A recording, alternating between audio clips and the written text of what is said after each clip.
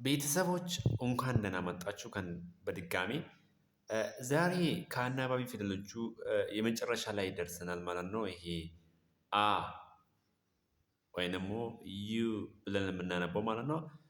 ብዙ አይነት ድምጾች አሉት። ሶስት አይነት ድምጾች አሉት። ኦኬ ሶሪ ፎር ዳት። ለዛ ነው ልጆች ማንበብ የሚቸግራቸው። ስለዚህ እኛው ይሄ መጨረሻ አይደለም። ደብል ኤ ሲሆን እንዴት ነው የምናነበው? ኦ አ ሲሆን እንዴት ነው የምናነበው? ከኤ በኋላ ደብል ኤል ሲመጣ እንዴት ነው የምናነበው የሚለውን ወደፊት እያየን እንቀጥላለን ማለት ነው። አሁን እዚች ጋር አ የምትለው ድምፅ እስቲ እያየናት እንሂድና ለምሳሌ ችኛው ዩ ነች፣ ግን አ ብለን ነው የምናነባት። አ ብ አ ት በት ነው የሚለው በት። ከዛኛው ጋር አይመሳሰልም። እሺ ችኛው በአት ባት ነው፣ ይሄ ባት። ይሄኛው ግን በት ነው የምንለው። እሺ አጭር ነው፣ ሾርት አ ነው። ኦኬ ሾርት አ ነው ያለው። ስለዚህ በዛ መንገድ ነው አጠር እያደረጋችሁ ቶሎ የምታነቡት። ካፋችሁ ስታወጡት ቶሎ በት። ኔክስት ዩ ጽፈን ለምሳሌ በአድ በድ በድ ነው የሚባለው። በድ በአግ በግ በግ በአን ባን በአስ ባስ ባስ ባስ ሃት ሃት ሃት ጀግ ጃግ ጃግ እያሉ ራግ ራግ ናት ናት ናት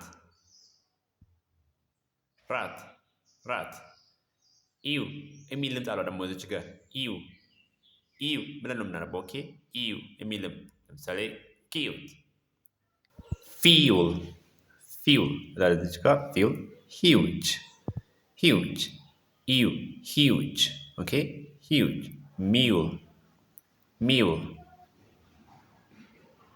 ቲዩብ ቲዩብ የሚል ድምፅ ይኖረዋል እዚች ጋር። ፎር ኤግዛምፕል ዩቲዩብ ዩቱብ ዩቱብ ቲዩብ የሚል ድምፅ አለው። ኦኬ ሶሪ ፎር ዳት። ስለዚህ እነዚህ ናቸው። ቀጥለን ደግሞ የምናየው ዩ ድምፅ ሲኖረው ደግሞ ዩ ድምፅ ሲኖረው ለምሳሌ ዩኒት ኦኬ ዩኒት ዩኒፎርም ዩኒፎርም ዩኒፎርም ብለን እናነባዋለን። ቀጥለን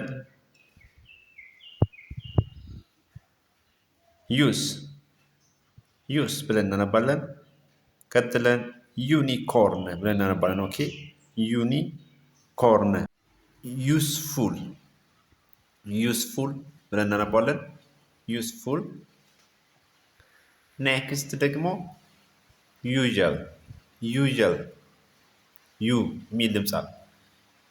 ዩኒክ ዩኒክ ብለን እናነባለን። ዩኒክ ኦኬ ይሄን ይመስላል።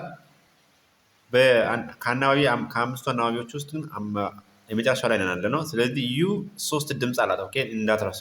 በት በድ ባግ ባን ባስ ሃት ጃግ ራግ ናት ራት።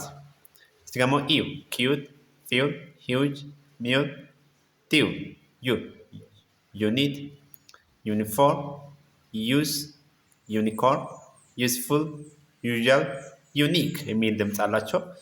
ሶስት አይነት ድምፆች አሏት ማለት ነው። ብዙ ተማሪዎች ግን ይሄን አያውቁም።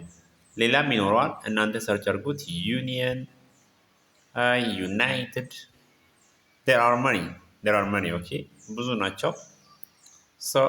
የዛሬ ቪዲዮ እዚህ ጋር በመጠናቀቅ ተገድጃለሁ። ሰዓቱ እንዳይረዘም ፈልጌ ነው። ስለዚህ ሾርት ቢሆን የተሻለ ነው። ስለዚህ ቪዲዮውን ላይክ፣ ኮመንት፣ ሼር ማድረጋችሁ እንዳትረሱ። ከጎኔ እንድትቆሙ ጠይቃችኋለሁ። ጀስት እየለመንኳቸው ነው። ስለዚህ የኦንላይን ስራ ሲጀመር ልመና በሉት። ጀስት እኔ ደግሞ ክፍያ ስላላስጀመርኩት ሞኒታይዝ አልሆነልኝም። ታዲሶ አይ ዋንት ዮር ሰፖርት ኦኬ። የእናንተ እገዛ ፈልጋለሁ። ቻው፣ መልካም ጊዜ ነውላችሁ።